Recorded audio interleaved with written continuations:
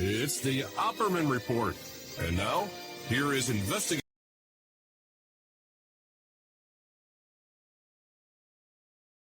I'm your host, Private Investigator Ed Opperman.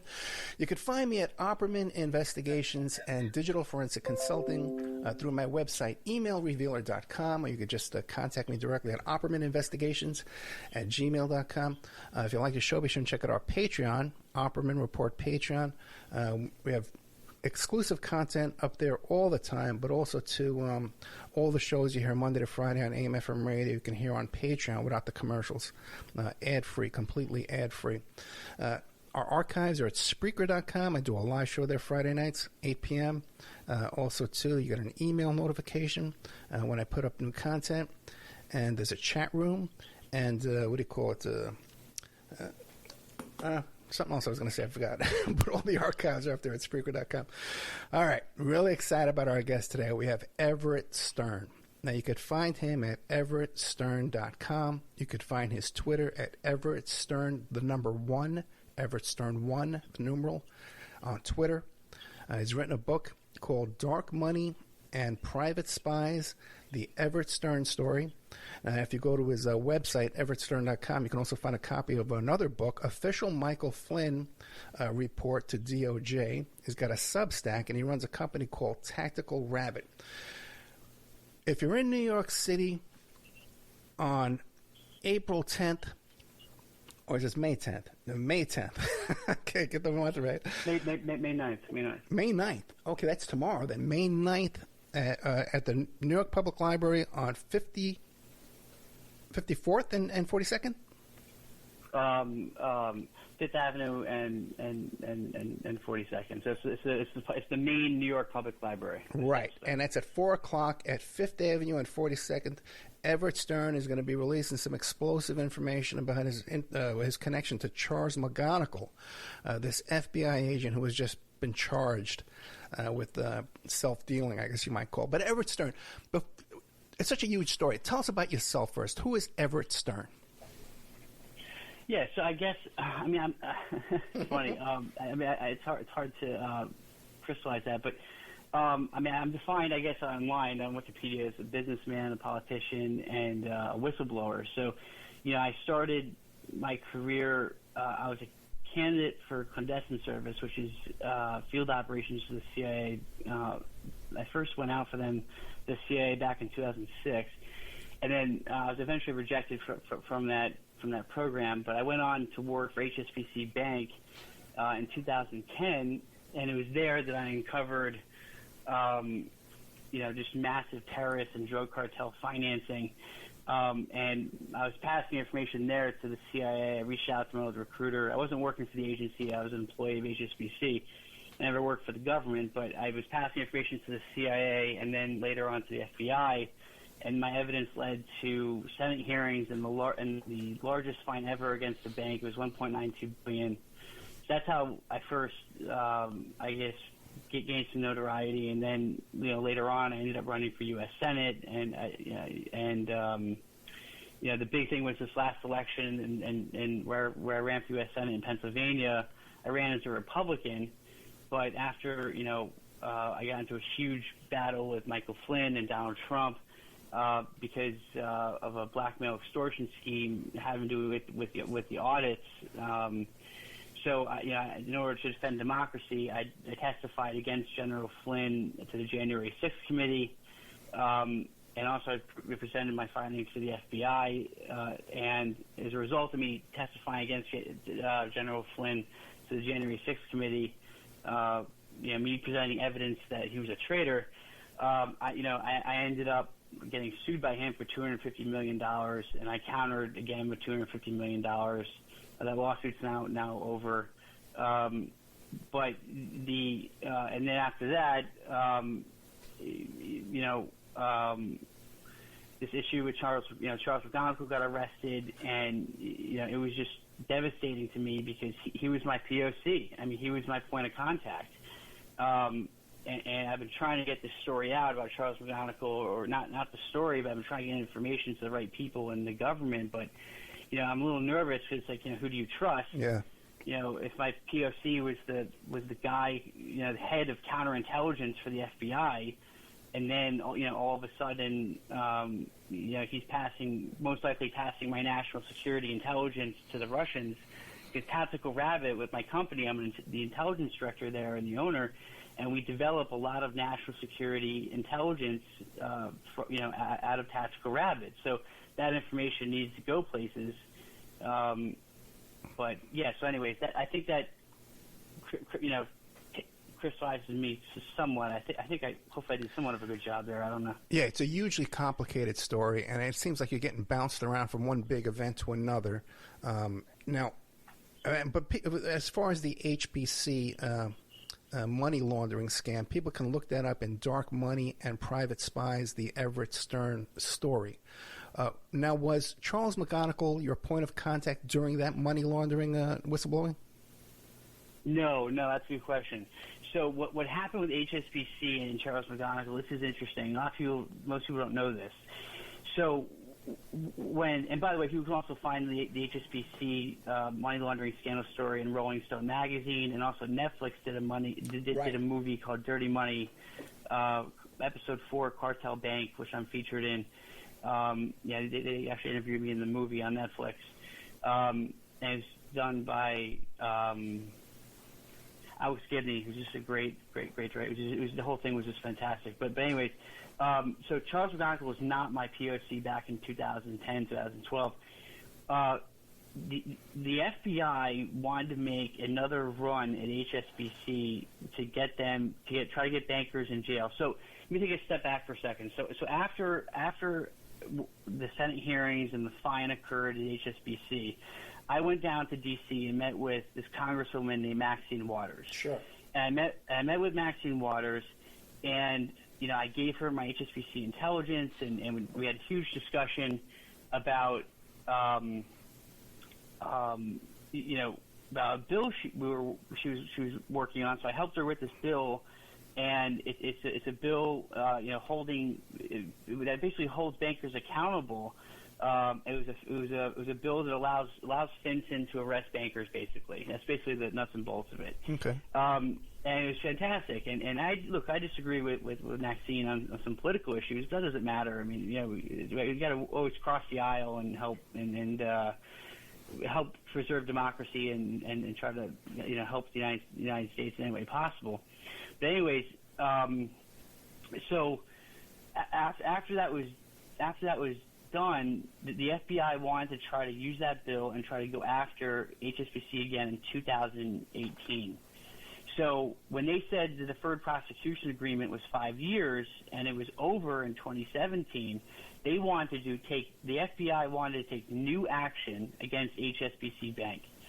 So there was some intelligence going into the FBI. I don't know what it was, but what McGonigal was interested in. I was introduced to McGonigal by another FBI agent who was recently arrested.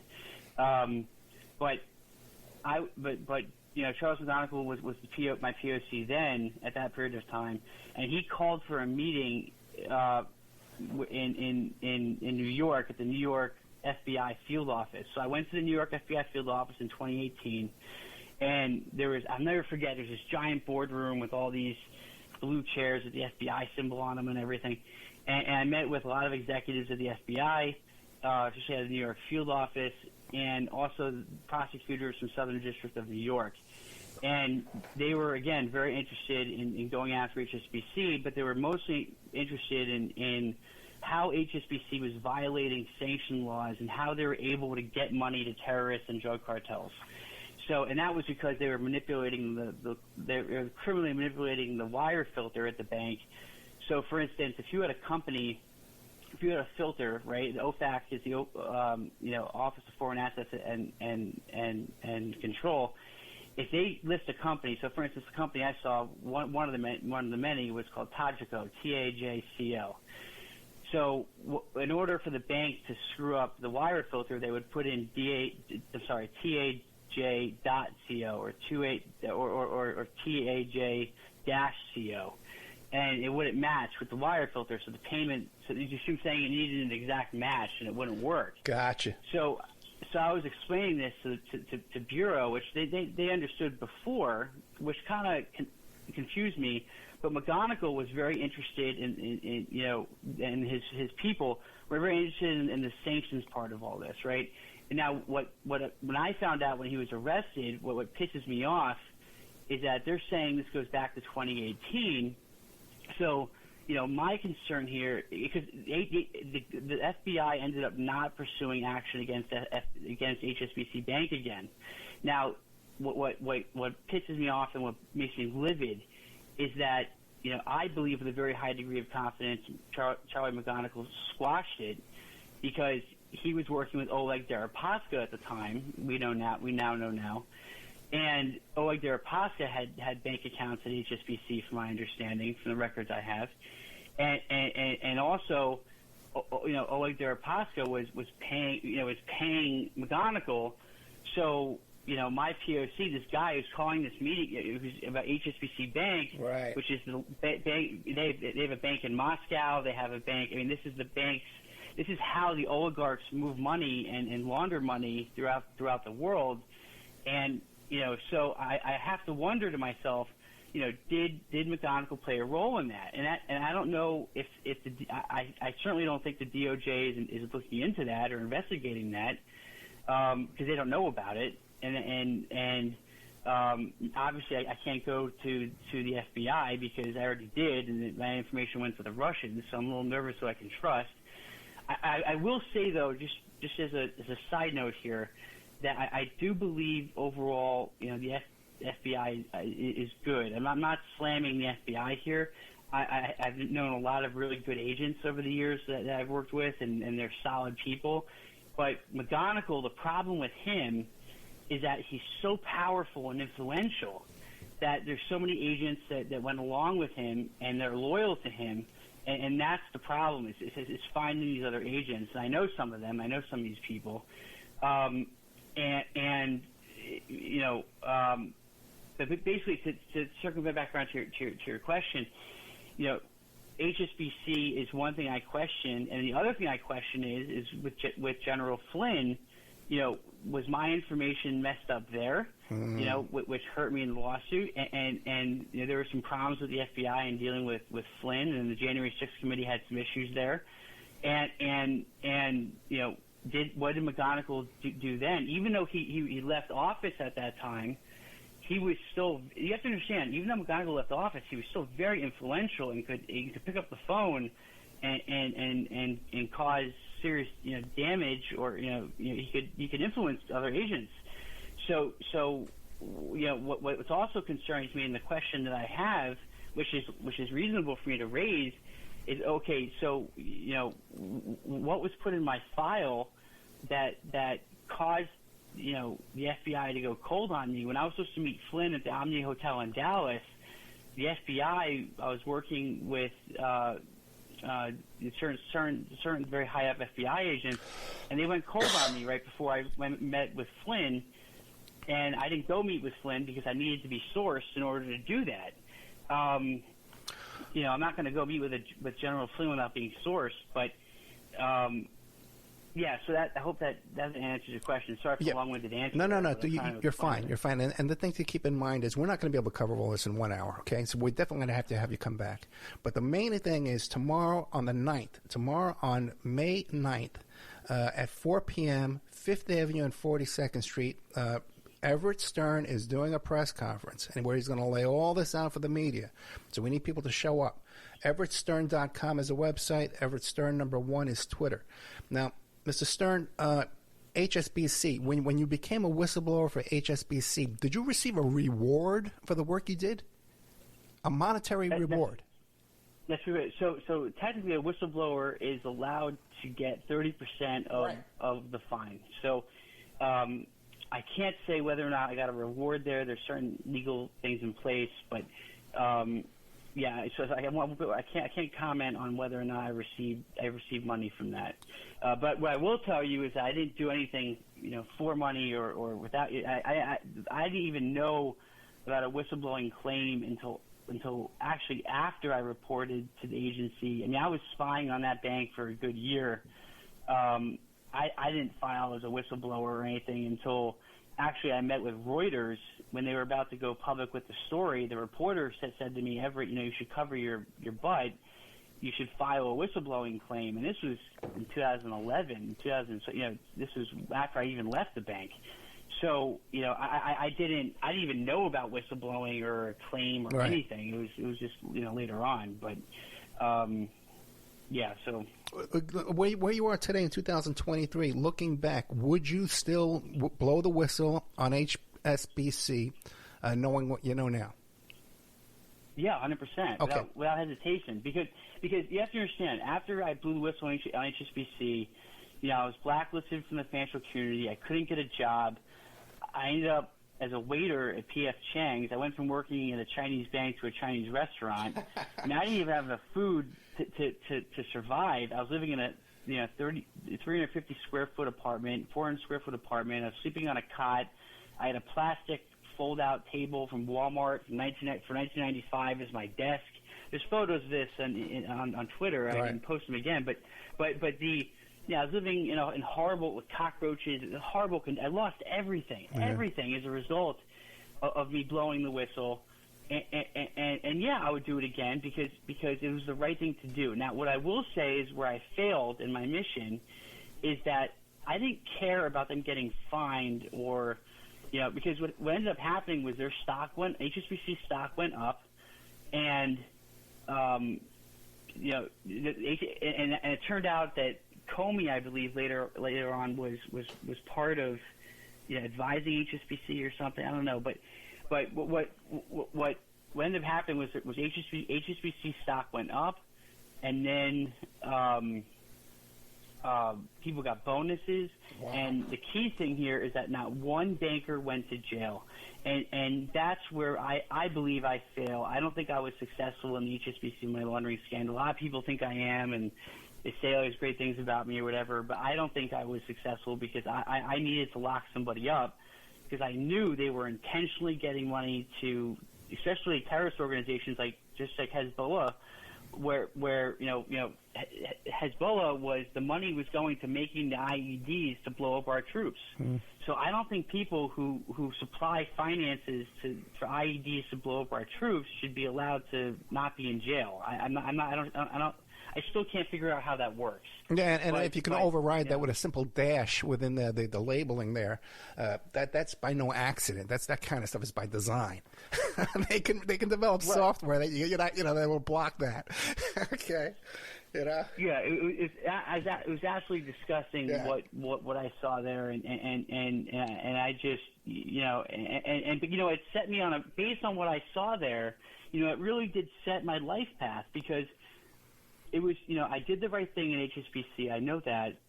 And I decided to myself, you know what? It's no matter the consequences, I'm going to continue just to do the next right thing over and over again to the best of my ability. And I make mistakes, don't get me wrong. But and if I see something, I'll say something and try to be, as good as a person as possible in that regard. Again, I'm not perfect. That's just imagination. I promise you that. But my wife can certainly tell you that one. Right. But the doing the right thing is important, and being able to deal with the consequences of doing the right thing, because a lot of people, they don't believe you at first. Yeah. There's backlash to all this stuff. And I'm sure even with McGonigal, I'm sure there's people who are skeptical or this or that. But look, I have hundreds of pages of emails, intel reports, documents. So I'm not concerned, but it's when you put yourself out there like that, it's a huge risk. I totally agree. Now, I'd love to have you back just to talk about dark money and private spies, the Everett Stern story, and you could find that on everettstern.com. And also he has a Substack too there where he writes about articles and stuff. Now, the next stage of this, I guess, was your interaction with Michael Flynn, where he tried to hire you to dig up dirt on electors. Is that what it was? Yeah. So what Flynn was up to was, so I had a couple of his operatives approach me at when I was giving a speech at a GOP event, and they approached me saying there was a national security issue, and I asked them. I said, "What's the national security issue?" and they said that Biden was president of the United States. and that was a huge problem for me because even though I was running as a Republican, look, I'm a reasonable guy. I mean, now I'm an independent. No, I broke off from the party. But I'm a reasonable guy. I mean, President Biden is the president of the United States. So, but these people just adamantly did not believe that. So, but they to put it in a nutshell, what they wanted to do was use TaskRabbit's resources, because I had former CIA and FBI agents working for me, to be able to dig up dirt, to blackmail certain politicians, judges, different people, to push people towards the audits to flip Pennsylvania to be able to say that Donald Trump won the election. And I was also told to do this by this billionaire out of Texas who was financing the whole operation. And this push was also going on. They wanted my help in Michigan, Pennsylvania, where I was running for U.S. Senate, and I had access to different people. Obviously, I didn't do anything for Flynn's people. I just kind of played along with it and tried to gather intel and went to the FBI and then later testified to January 6th committee about it. But what I was told by one of Flynn's operatives was that we will accomplish the mission by any means necessary, including the use of domestic terrorism. Wow. That's what I was told, which was, I would never forget that my entire life. And that was my driving force in going after Flynn, which was extremely dangerous because there's a lot of right-wing extremist groups out there. And, Flynn is running that whole QAnon movement that's going on. Yeah. And there's a lot of nutcases. And it was risky. And, for him to sue me for $250 million, for me to counter, I was livid with that whole lawsuit. And the outcome of it, I was even more livid about, because my insurance company, I activated my insurance company to help defend me, right. Which was actually Progressive. And what they did was they settled with Flynn, not based off the merits of the case. They ended up settling with Flynn and gave him $150,000 to go away. And I was furious with this, and I called up the insurance company screaming, and they said to me, Everett, listen, it's a business decision. If we can get rid of a $250 million judgment for $150K, we're going to do it. And they said, we highly suggest you roll up your counterclaim with us because you don't have the resources or the capability to fight Flynn and Trump's lawyers. They have unlimited resources, Everett. They were like, you're going to lose, and they're going to crush you. And so they said, just end the lawsuit. But I was very, I'll be honest with you, I got very depressed after that and was upset because I knew my evidence was strong. But you know what? I was told by a very high person in government who I respect dearly that, Everett, there's some dragons you just can't slay, and let the DOJ do their job.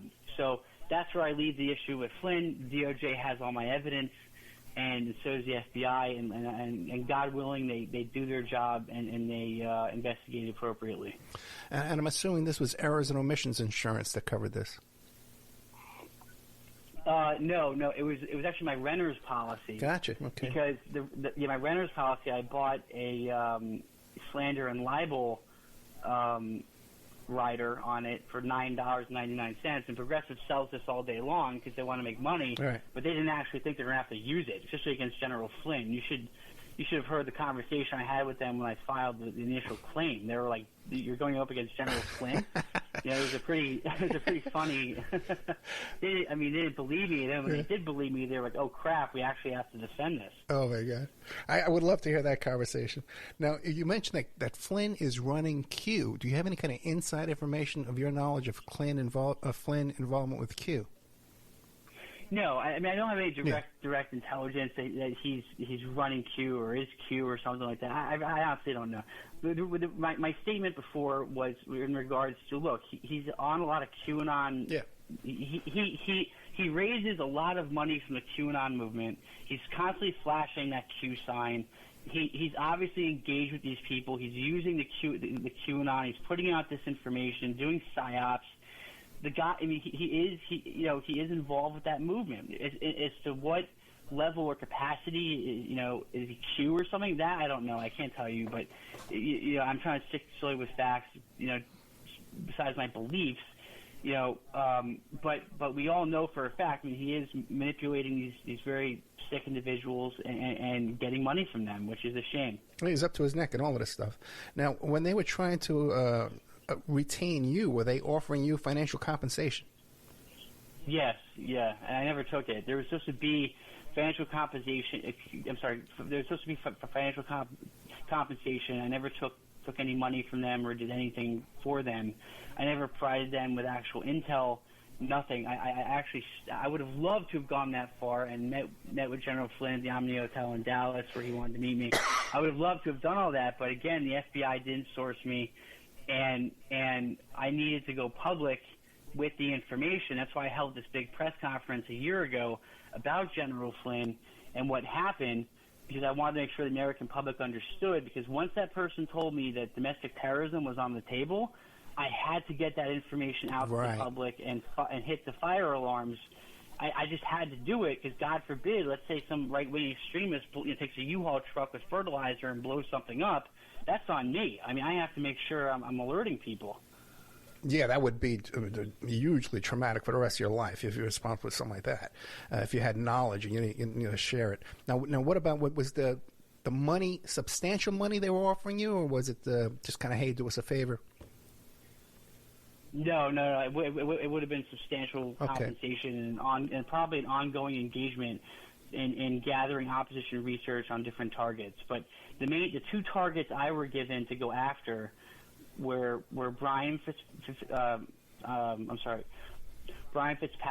who's a congressman in Pennsylvania, and Senator Toomey. And now Senator Toomey was more of a secondary target, though. He wasn't a primary. He was more. He wasn't as. They weren't, because he was leaving office, so they weren't. But he had influence though with other people. So. But the real primary target was Brian Fitzpatrick, because he's a very moderate Republican in Pennsylvania, and could have made a huge difference if he would have went for those audits. Are you aware? And also, if I could say, Doug Mastriano, who ran for governor, he was heavily involved with this also, and Flynn's people were helping Doug Mastriano, and they were backing my Senate opponent, Kathy Barnett. Flynn was endorsing her and backing her, and we can all remember from her that she loaded up buses of people to attack the Capitol back on January 6th, which is disgusting. And she's being backed by by absolute treason there. I mean, you can't load up buses to attack a Capitol. That's not appropriate. And I don't think someone should be running for Senate doing that. But that's besides the point. Are you aware of them approaching any other opposition research types to do this type of work in other campaigns or other electors? Yeah. So the New York Times did a story called "Michael Flynn Still at War," and that was done by Robert Draper, who's a really brilliant journalist who wrote the story. And what the New York Times said, and they vetted out my story as well. I was in the New York Times in this article, and what I'm talking about, and what the New York Times found out was that, which was different than some other articles, was that there was another guy running for Congress down in Virginia who was the former chief of station for the CIA for a certain chief of station, and apparently he was approached and he was told the same thing about something along the lines of domestic terrorism or being able to use violence to get people towards these audits. So there was a secondary person who was also approached, and that's what actually led to the New York Times doing the story, because initially, the editors were like, well, he said, she said, some of this, we have a lot of evidence, but we need something to push it over the edge, and that was it. When we had a secondary person who was saying what I was saying, that was especially high up at the agency, that was a big deal. Now, I forget where I read this. Maybe it was Wikipedia, but that you also claim that Flynn told you he had foreign intelligence that was involved in all this too as well. Yeah. I mean, I was told by Flynn ops Flynn operatives that they wanted to use domestic former intelligence officers and also foreign intelligence officers to help with these, to help in getting these audits, in favor of Donald Trump. So Flynn was on it. So to put it in a nutshell, Flynn was on a mission here, and I believe Trump was heavily involved in this and financing and ordering Flynn to do this. Was a huge effort to overturn the 2020 election in favor of Donald Trump after January 6th occurred. And that's very, very important, because right now what's really being looked at is what happened at January 6th, not what happened after. And now I think you're going to start seeing the investigations and the government shift towards doing work during investigations of what happened after January 6th. And if you notice on Flynn's subpoena to the January 6th committee, it does mention what happened on January 6th and after. So, because when I testified to the January 6th committee, General Flynn was subpoenaed 3 days later. What do you think about the January 6th investigation? Do you think everything's coming out? No, because I know that, for instance, my information is not come out. I know that's being kept under wraps right now. And I know there's a lot of other information that's not being disclosed. But look, that's what the government has to do, though. They have to play things close to the vest, and they certainly don't want Trump's people and Flynn's people getting a hold of this information to use against them. Me personally, I think Flynn sued me for the $250 million, not for the $250. I think Flynn launched a lawsuit against me to try to figure out what evidence I had against him going to the DOJ. I think that's why he sued me. That's the real only logical conclusion. But what Flynn doesn't know, which he doesn't know now, is that the information that was given to my lawyers, that were given to Flynn's lawyers, I did not provide all the information necessary. I'm out to protect the United States Constitution against all enemies, foreign and domestic. So I don't give a crap what a court says. I'm giving the real information to the DOJ and the FBI. And I don't care if I withhold information from in a court, it's in a civil court proceeding, because this is what I'm talking about is criminal and is in violation of the United States Constitution. Have you ever taken that oath? No. Okay. No. I've never worked for the government in any capacity. Okay, and also, too, now, you mentioned Flynn, foreign agents. Which foreign governments were these? Do you know? So what was mentioned to me was, using, former Mossad agents, MI6, Russians. I mean, this was, Really? they're out for, yeah, absolutely. They're 100% out for, to get mercenaries to help them in accomplishing the mission. In fact, Eric Prince with the other guy who owns a private intelligence agency like mine, he New York Times did a story. I believe Mazzetti did this. I think from the New York Times, another brilliant reporter. He opened up operations in Wyoming, and they were training intelligence officers there. And it's like, okay, so. To be used in this effort in overturning the election, but it's like, okay, why would you get all these foreign intel people and former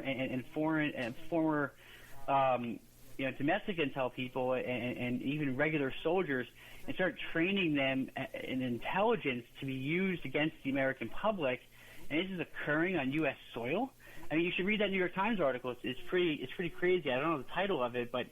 I mean, it's pretty wild what's happening. Our democracy is a real danger here, real danger, and that's why I broke off from the Republican Party, because I feel the Republican Party is against democracy, and even though I might believe in some Republican policy. I'm certainly not in favor of harming our democracy in any way, shape, or form. And I think these people need to go to jail. I mean, I don't care if they're in politics or not. I mean, public corruption has to end. And one thing that bothers me the most, what I never understood, is I don't understand how a congressman gets into office worth $100,000 and he leaves office worth $10 million. Yeah. It's not right, and that's public corruption. And that's what's happening at the FBI now. We're seeing it in the whole McGonigal case. Before we get heavily into McGonigal, once again, tomorrow on May 9th at 4 o'clock, 5th Avenue and 42nd Street, Everett Stern is having a press conference where he's going to be unloading all the dirt on Charles McGonigal. But back to Flynn for a second. On your website, everettstern.com, you have the official Michael Flynn report to the DOJ. What are we going to find in there that we should pay attention to that you want us to know? Yeah, so the critical things in there is I put in communications with Flynn operatives, and I put in things in there that the public can see, and I blacked out everything that the DOJ needed. So, I couldn't release that information. I also had other information that was not included in there that I had to give to the DOJ. But overall, when people see that they need to look at it, it's not read like a book. They have to look at it from an investigation standpoint. So there's even a photo in there of this guy, Ivan Reichland, who was Flynn's right-hand man and general counsel. And there's, a picture with Bellman Ruth, one of the Flynn operatives, and this guy, Mark Still, who's a Flynn operative. And there's a picture of them sitting at a table in Harrisburg, Pennsylvania, with a map of Pennsylvania and all the different counties. And then next to them, Ivan Reichland's holding all these photos of different politicians. And that's a very damning photo because it's like it shows what I'm talking about. They sent that photo to me, showing to me what they're doing. I mean, they were creating target packages on different politicians, which is insane. Yeah, incredible. You can just imagine if they're doing this, they must be doing it against reporters, against other people sitting in Congress, and people wonder why you have guys, like Sessions and Matt Gaetz, who are so supportive. You just imagine the kind of dirt out there. Yeah, and look, one of the problems in journalism right now is that Flynn keeps suing everybody to and all these editors for all these news organizations. The journalists have tons of dirt on Flynn, and I'm sure it could be released, but they're afraid to do it because they're afraid of a lawsuit. They don't want to get sued, and the newspapers are losing money. They don't want to get sued. They don't want to. It's very difficult for reporters to get out stories, especially on someone like Flynn, who's very litigious. It's just extremely difficult. Now, who sued you? Sidney Powell? No. It was the Bunnell Group, which is these lawyers who are Trump and Flynn lawyers. I mean, these guys, and they have unlimited resources, Trump and Flynn. I mean, they don't pay their lawyers. Yeah, they don't have to pay their lawyers. No, they're getting all the money from the QAnon people, so it's no problem. Oh, my God. EverettStern.com. Now, Everett, you have a press conference tomorrow, 4 p.m., 5th Avenue, 42nd Street on May 9th. It's all about Charles McGonigal. Take us through the whole – we have 14 minutes left, about 15 minutes. Take us through the whole Charles McGonigal story. Yeah, so – and again, I'm nervous with this press conference. I get nervous sometimes with this stuff because, if I screw this press conference up, it's going to harm democracy because I have to make sure this story gets out there and people understand it. And so I have a big challenge ahead of me here, and I'm definitely nervous about it. But I have to pull it off. But anyways, so Charles McGonigal was my POC, right? So I have evidence that I believe with a very high degree of confidence that Charles McGonigal was not helping Oleg Deripaska just in 2018. It goes back to 2015. So back in 2015, Charles McGonigal was still an active FBI agent. I believe he was feeding information to another private intelligence agency owned by a guy who's best friends with Benjamin Netanyahu, the prime minister. I don't want to name this individual just yet. I will be. And also this other FBI agent who was recently arrested as well. And the issue here is that, I was approached back in 2015 to help Oleg Deripaska with finding assets, going after people, even hunting down a diamond that he lost. I posted the diamond on Twitter, an actual photo of it. And also, he was going after a publicly traded company. The stuff he was doing was illegal. So what they asked me to do is to help Oleg Deripaska, this one former arrested FBI agent. And what people don't know is that this guy, who I'm going to name, I can't name him right now, I apologize, but he he was best friends with McGonigal, best friends. So this person, we'll call him Person A, he introduced, I believe with a very high degree of confidence, what the DOJ doesn't know, is that Deripaska was introduced to Charles McGonigal by this former FBI agent A. And this person is the missing piece of the puzzle that the DOJ doesn't have. They don't understand the connections, not connecting the dots. But anyways, when I was asked to provide intelligence, I'm not going to help the Russians. So what I did, which is probably going to get me sued here, and I don't really care, is I provided some real intelligence to Deripaska's people, because I couldn't defraud them, but I provided intelligence that wouldn't harm the United States. But mostly I provided them BS. So I gave them a lot of BS intel and just not a lot of great work. And I provided the real intelligence to the Central Intelligence Agency. But also I provided it to the FBI, which is concerning to me because this way McGonigal gets a hold. It's a circular loop here, right? So we have a huge problem because I didn't at the time in 2015 I didn't understand the relationship between McGonigal and this former FBI agent A. And McGonigal was brought up to me a number of times over the years as being a good friend. But I didn't connect the dots. I didn't figure it out. It wasn't until McGonigal was arrested and I started reading and understanding the sanctions violations and how Deripaska was helping McGonigal and giving him, paying him so much money. That's how I understood. That's how I then connected everything up. But the question is, again, what did McGonigal put in my file? How did he hurt me with the FBI? What is the question is not only to me, what is the damage that McGonigal did, but the real question is, how deep and how bad, how many sources were burned and given to the Russians, how many people got killed as a result of McGonigal's actions, over the years. It's kind of like a Hansen type story. How deep does this go, and the rabbit hole go, and we don't know. But what I will be exposing are these individuals, and also, there's one individual named in the grand jury who who's named as helping Deripaska and helping McGonigal. But what a lot of people don't know that I know is that this guy was a CIA operative. Now I'm going to name him too. I'm going to out him also.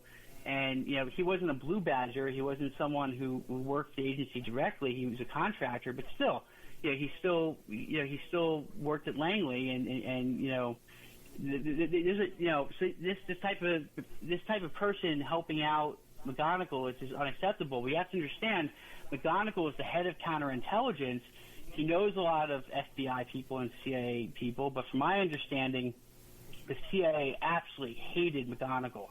And I'm not going to name who's making statements to me, but from what I was told from a very high up person was that McGonigal was not a liked individual amongst the agency people.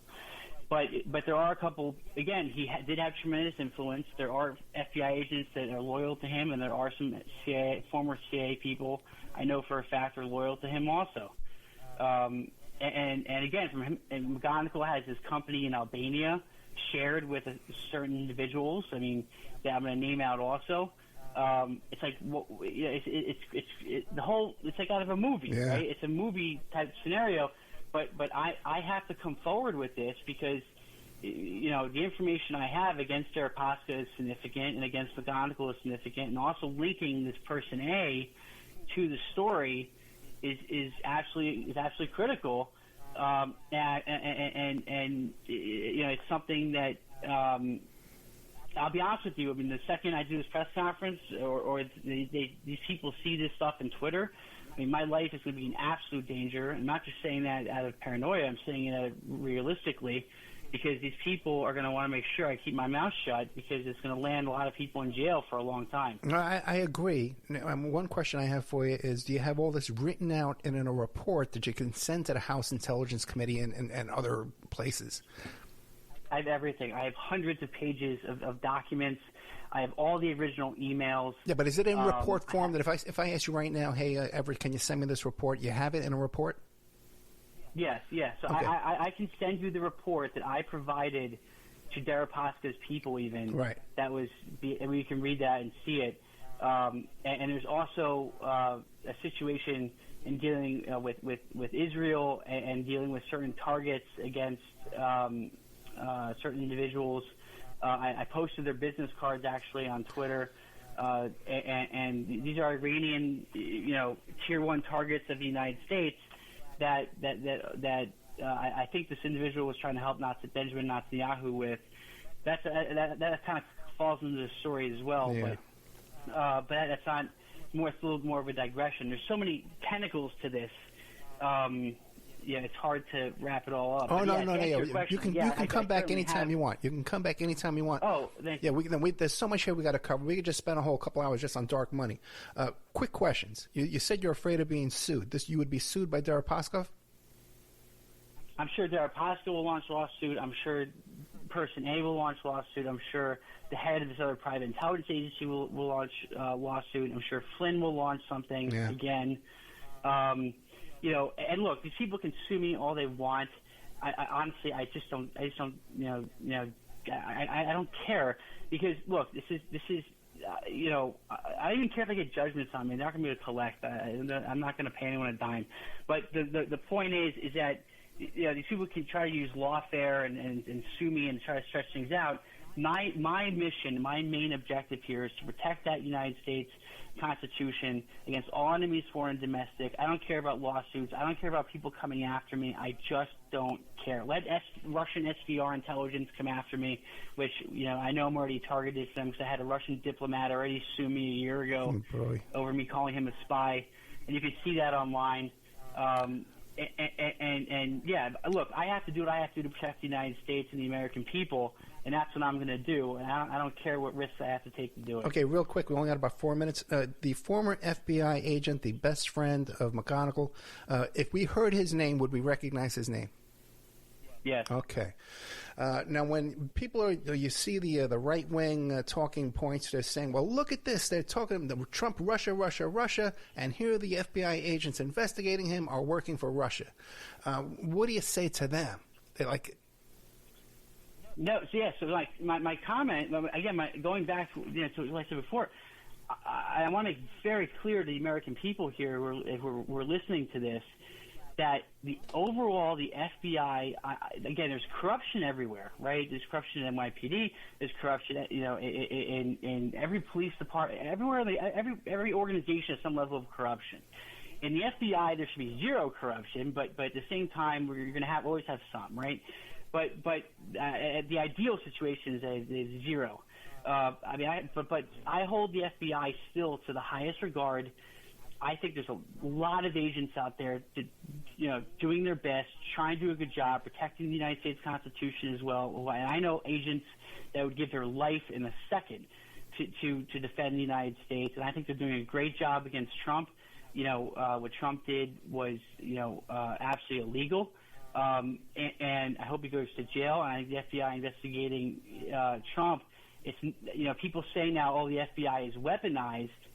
And it's a shame McGonigal did this because he tarnished and harmed the FBI.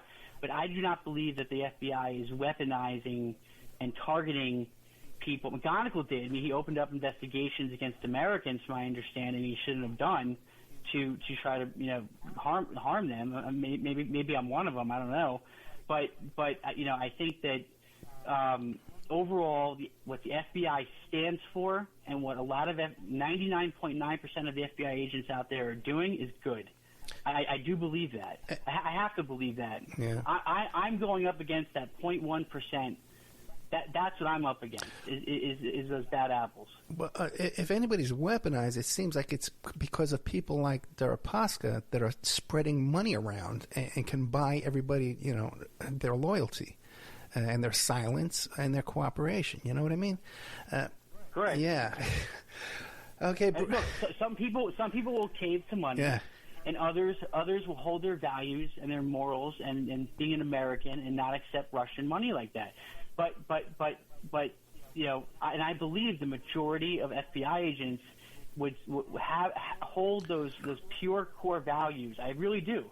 And they would not be able to be bought. But again, we're talking about the 0.1% of people out there who are being bought. And the problem, though, is that if you have 0.1% being bought, the influence and the damage they can cause in our system, our financial system, and our law enforcement agency, it is tremendous. But so that point, that's the problem. But where can Everett Stern go with this information? That there's going to be someone who's going to say, okay, with Everett, we're taking this information, we're going to solve this problem.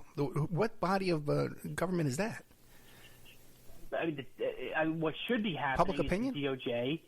Right, it's going to have to be. Look, I'll be honest with you. I trust Twitter right now over the FBI, but because I don't know who to trust. Yeah. Again, the FBI overall I believe in, but I don't know who to trust. But yeah, it's going to be public. The public pressure on this there has to be a fire there has to be a fire ignited that's going to put pressure. Journalists have to do stories. And it's that public pressure that should hopefully cause the Senate Intelligence Subcommittee to take action. That's the real body.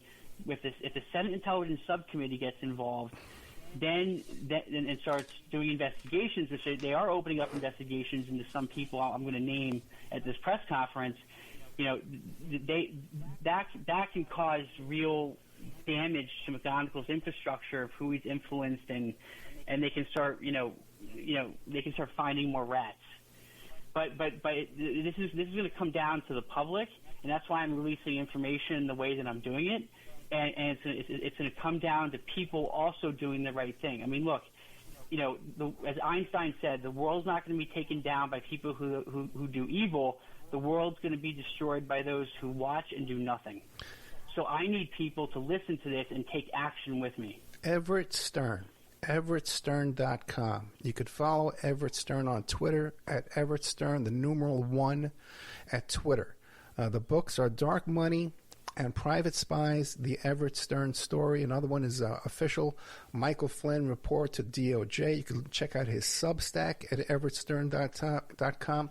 His company is Tactical Rabbit. Seems like a very capable guy.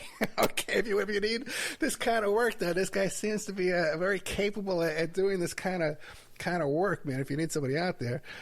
Tomorrow, May 9th, 4 o'clock, 5th Avenue and 42nd Street. He's doing a press conference where he's naming names that he won't even name here. Mr. Stern, you can come back anytime you want, okay? Oh, thank you, sir. It's an absolute honor, and I appreciate you giving me the platform to be able to inform the American public about the truth, so thank you. I hear you, man. Listen, you got my prayers, okay? And God's protection on you there, because this is not an easy road you're on here, my friend. Yeah, no. This is going to be an uphill fight, an uphill battle. But again, I think I'm going to end up taking some major punches to the face. But again, this is just something I have to. I get it. I get it. I know. I get it. Okay, my friend. Thank you. Thank you, sir. Good night.